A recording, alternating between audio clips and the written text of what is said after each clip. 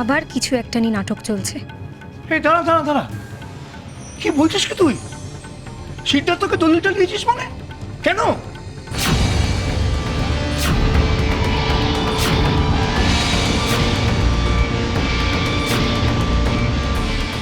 এই রে, বাড়িতে সবাই দলিলের ব্যাপারটা জেনে গেছে নাকি? আসলে সোমা বলছিল সিদ্ধার্থ ব্যবসা করতে চায়, তার জন্য কিছু টাকার দরকার ছিল।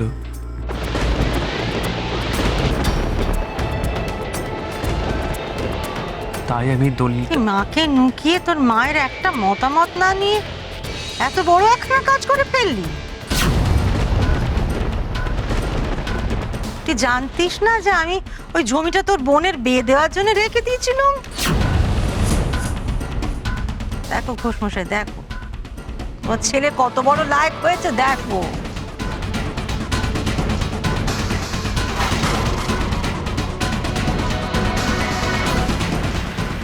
মা ভুল বুঝবেন না, আপনার ছেলে আপনাকে কষ্ট দিতে চায়নি।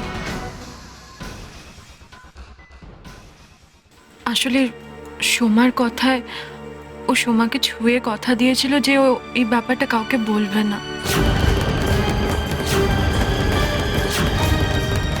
ও আমাকেও কিছু বলেনি।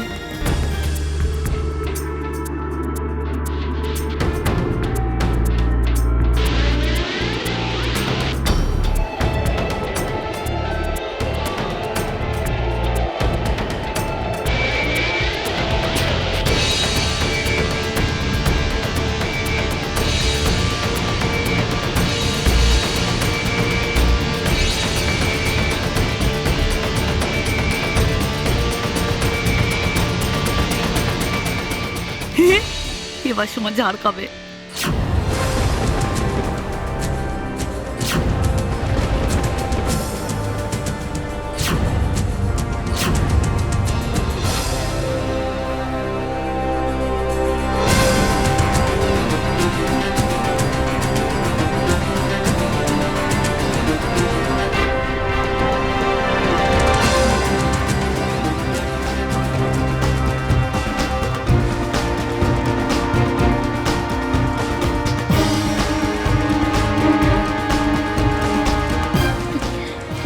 মা, আসলে আমি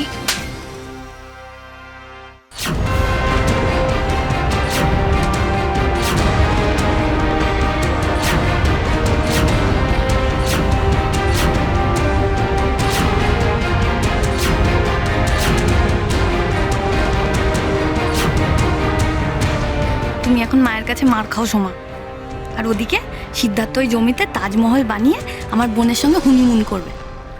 উফ বাবা, ভালোই হয়েছে, আমাকে আর কিছু করতে হয়নি। বদ্দিরাই দলিলের কথাটা ফাঁস করে দিল। নইলে আমি তো ভাবছিলাম কি করে সোমা আর সিদ্ধার্থকে জব্দ করা যায়। আমার বোনকে কাঁদিয়ে সিদ্ধার্থকে নিয়ে চলে আসা বেশ হয়েছে। আমার বোনের গায়ে হাত তুলেছিলে না, দেখো ভগবান সেই চটটা তোমাকেই ফিরিয়ে দিয়েছে। কথায় বলে না, গাছের একটা শাখায় পচন ধরলে বাকি গাছটা বিষাক্ত হতে বেশি সময় লাগে না। নিজে তো একটা কুলাঙ্গার, আমার ভালো ছেলেটাকে নষ্ট করে দিচ্ছে।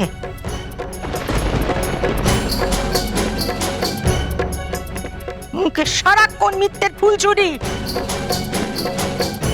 যে ছেলে আমার বাপ মাকে ভগবান মানে, তুই তাকে দিয়েও নিচে কথা বলালি কেন রে? তোকে পেটে ধরে কোন পাপ করেছিল মামি? মা, সিদ্ধার্থ যদি ভালো ব্যবসা করে নিজের পায়ে দাঁড়াতে পারে তাহলে তো আমারই ভালো হবে। সেটা দেখার জন্য তোমার বাপ মা এখনো বেঁচে আছে। তুমি তাদের পরোয়া না করে কোন কথা হয়ে গেছো? দাদাকে ফুসলি দলিল নিয়ে যাও। দলিল নিয়ে তো হেব্বি কেস খেয়ে গেছে সোমা, এবার ওকে আরো জব্দ করতে হবে। বাবা, তুমি জানো না তুমি কার বোনের গায়ে হাত তুলেছো। আমার বোনকে মারার শোধ আমি তুলবই। না সোমা, তুই এই কাজটা মোটেই ঠিক করিস না। না, তো যদি মাকে বলতে ভয় হয় তাহলে তুই তো আমাকে বলতে পারতিস।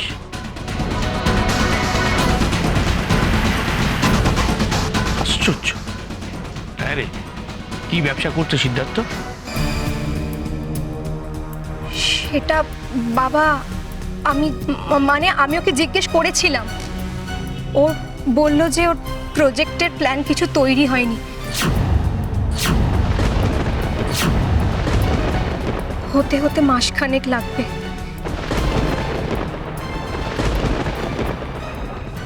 শুনলে? যাকে সে দলিলখানা দিয়ে এলো সে কোন ব্যবসায় টাকা ঢালছে সেটা জানার চেষ্টা পর্যন্ত করেনি। আরে নিশি, তুই জানিস কিছু?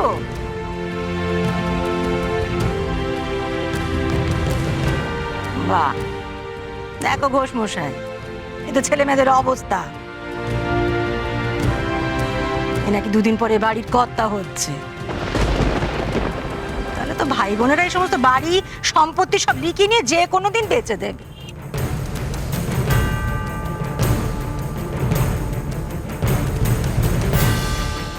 মা, আমার ভুল হয়ে গেছে। আমি সিদ্ধার্থকে ফোন করে সবটা জেনে নিচ্ছি।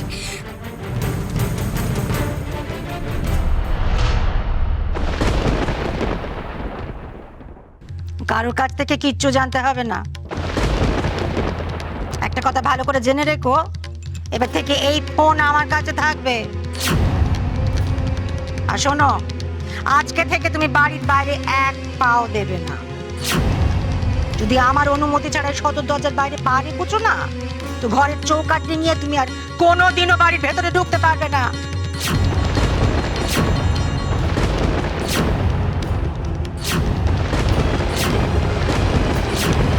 বেশ হয়েছে, সিদ্ধার্থর সঙ্গে ঘুরে বেড়ানো এবার বন্ধ হবে।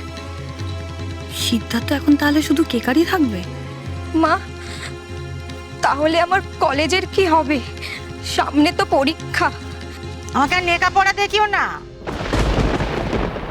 পরীক্ষা তো তোমার বড় বৌদিরও। সে যেরকম বাড়িতে বসে পড়া করছে, তুমিও তাই করবে। বড় বৌমা, ওর যা যা পড়া ওকে দেখিয়ে দিও। কালের যা ছুতোয় বাইরে বেরোনো হবে না ওর।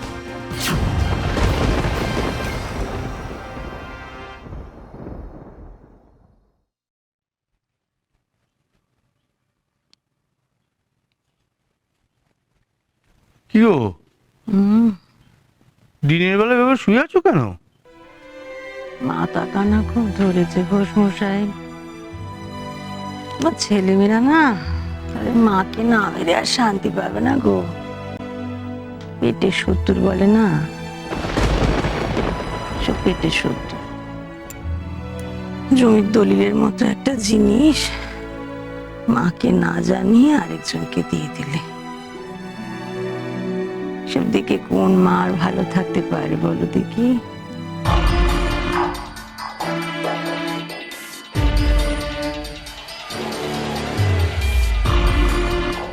এ দেখো, এভাবে সলতে পাকাতে হয়, ঠিক আছে?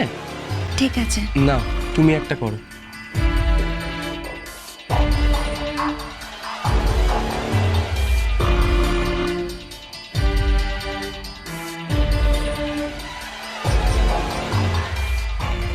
আরে ওভাবে নয়, দাঁড়াও আমি দেখিয়ে দিচ্ছি, রাখো।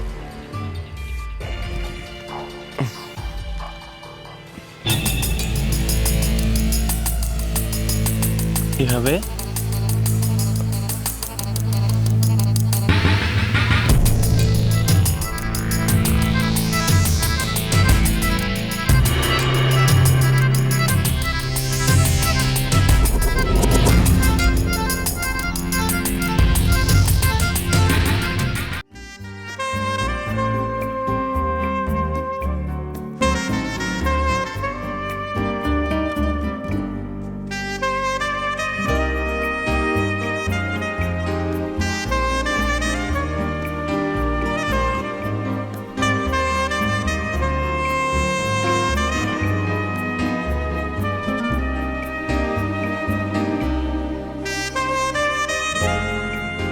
ঠিক আছে। এবার এ দেখো,